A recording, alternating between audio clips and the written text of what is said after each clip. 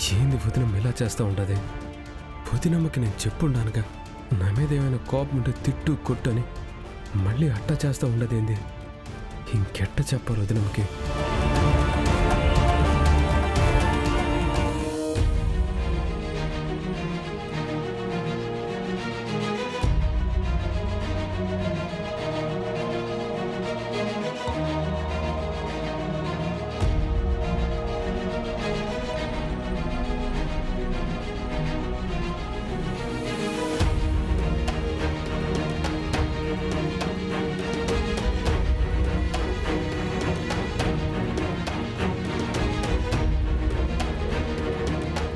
ఆగరా!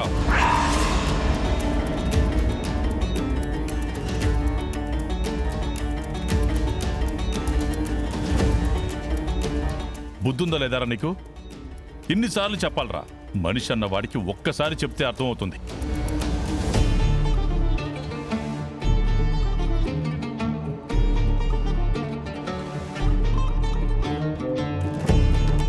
ఏందినా నువ్వు చెట్టంత బిడ్డను పట్టుకుని ఆ మాదిరి తిడుతుండావు? ఏమై ఉండదు ఇప్పుడు? ఇంకేం కావాలి? తాగి రాంగ్ రూట్లో తీసుకెళ్లాడు. కారులో ఆడపిల్లుంది, తను ఇబ్బంది పడుతుంది అన్న జ్ఞానమే ఉండక్కర్లా?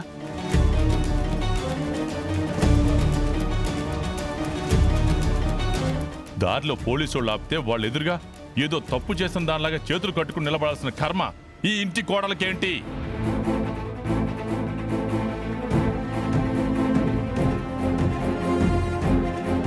ఈ ఎదవ చేసే పనులకి ఇంట్లో వాళ్ళందరూ ఇబ్బంది పడాల్సి వస్తుంది.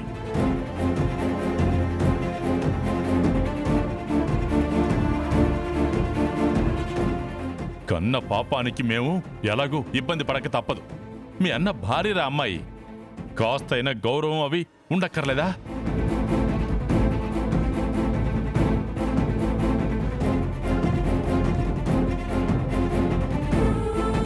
అప్పటికి జాగ్రత్తగా తీసుకెళ్ళరా అని 1కి 2 సార్లు చెప్పాను. అయినా కానీ ఎలా తాగెళ్ళేవరా?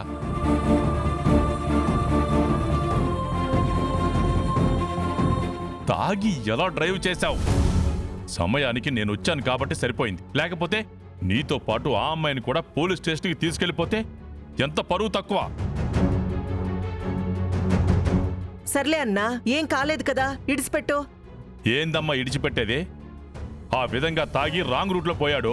ఏదైనా యాక్సిడెంట్ అయితే అప్పుడు ఎవరు సమాధానం చెప్తారు?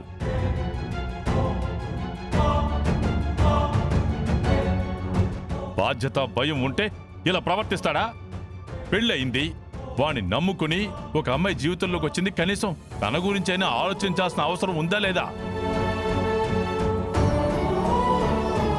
కారులో వదినుందే, ఇలా తాగి నా ఇష్టానికి డ్రైవింగ్ చేస్తే వదిన ఏమనుకుంటుందో, ఎంత బాధపడుతుందో అన్న జ్ఞానం ఉండపల్లే.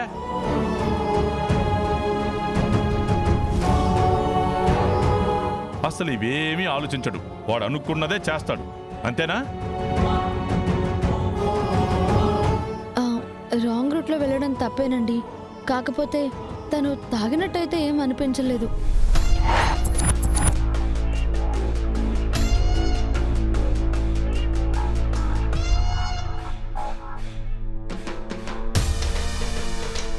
ఏంటి?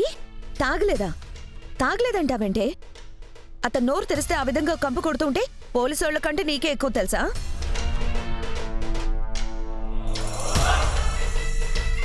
వాడు కేవలం మా అమ్మ గుర్తుకొచ్చినప్పుడు మాత్రమే తాగుతాడు దుర్గా. కానీ అమ్మలా చూసుకునే నువ్వు కారులో ఉండగా తాగుతాడని నేనైతే నమ్మను. నమ్మర్రా? మీరు ఏది నమ్మరు. ప్రతి దానికి వాడిని వెనకేసుకురావడం బాగా అలవాటైపోయింది. మీ వల్లే వాడలా తయారయ్యాడు. అసలు నేను మాట్లాడేటప్పుడు మధ్యలో మీరంతా ఎందుకు మాట్లాడుతున్నారా?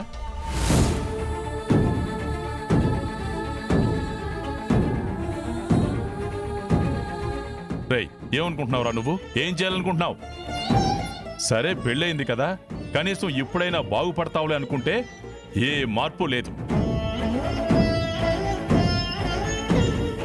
తాగడం తిరగడం అదే నా జీవితం. తాగుతావో తిరుగుతావో నీ ఇష్టం రా. నిన్నెప్పుడో వదిలేశాను. నాకు 3 కొడుకులున్న సంగతి నేను ఎప్పుడో మర్చిపోయాను.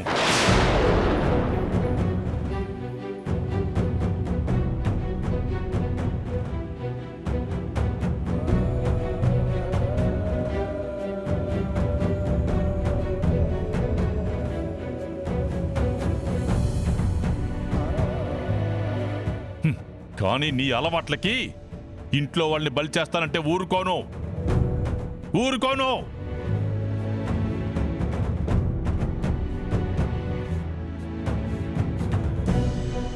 తల్లిని బలి తీసుకున్నావు కదరా.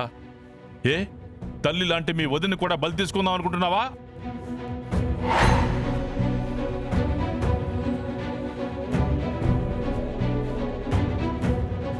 అలాగే ఉంది మావయ్య గారు. మా అన్నయ్యని చంపేశాడు, అది చాలదు అని ఇప్పుడు నన్ను కూడా చంపేద్దాం అనుకుంటున్నాడేమో. అయినా అప్పటికే నేను వద్దు వద్దు అని చెప్తున్నా కూడా తన ఇష్టానికి తను వెళ్తూనే ఉన్నాడు.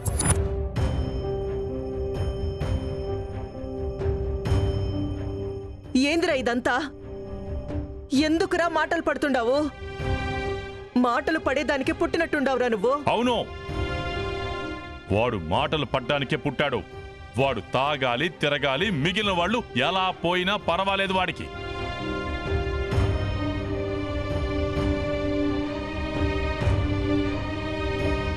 ఏం బతుకుతున్నావురా? ఒక్కసారి కూర్చుని ఆలోచించుకో. నువ్వెందుకు బతుకుతున్నావో నీకైనా అర్థమవుతుందేమో.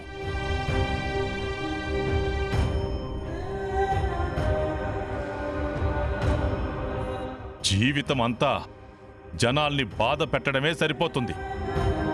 ఇలా తాగా కదరా ఆ రోజు యాక్సిడెంట్ చేసి వాళ్ళన్నను చంపావు.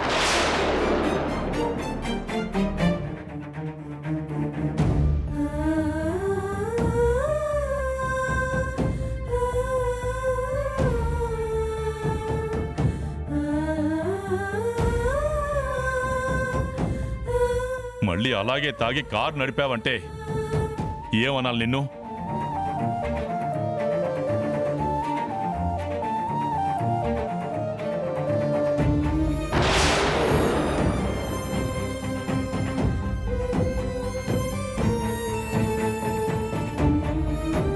నువ్వు చేసిన తప్పుకి ఆ అమ్మాయి ఇంటి కోడలుగా తెచ్చుకుని ఆ తప్పును సరిదిద్దుకోవాలనుకున్నాను. నువ్వు చేసిన తప్పును సరిదిద్దుకోవడానికి మీ అన్నయ్య కూడా నా మాట కాదనకుండా ఆ అమ్మాయి మెడలో తాళి కట్టాడు. కానీ నువ్వు చేసిందేంటి? చేసిన తప్పునే మళ్ళీ మళ్ళీ చేస్తున్నావు. ఎంతమందిని నీ పొట్టను పెట్టుకుంటావురా?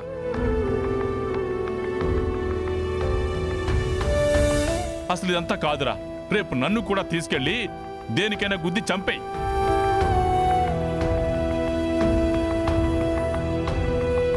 ఏం మాట్లాడుతుండావన్నా?